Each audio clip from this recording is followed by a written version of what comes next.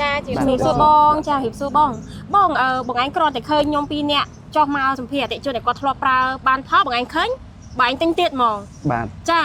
มูลค่าได้บานเต็งเตียดมอง ដោយសារពីមុនមកខ្ញុំធ្លាប់ឃើញតាម Facebook អាហារបំពន់តែក៏ឆ្មានេះគឺល្អ ละอ้อจ้า បាទអប្រាព្រោះខ្ញុំកំងបាន2ឈុតហើយ จ้ากำลังมันพิชด បាទ2ឈុតហើយពេលយើងញ៉ាំទៅធ្វើឲ្យកាពះពោះវៀនយើង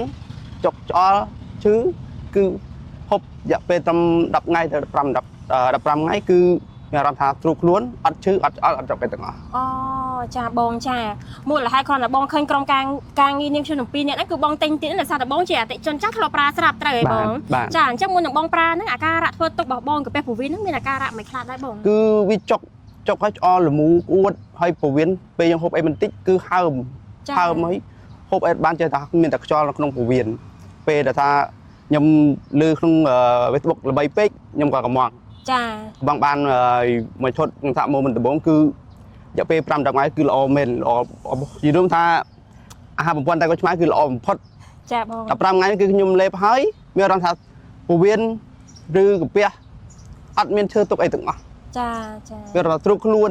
ហូបអីក៏អត់ឆ្អល់ហូបអីក៏អត់កាហាយគឺញ៉ាំទៅគឺល្អណាស់អាហារបំពន់នេះ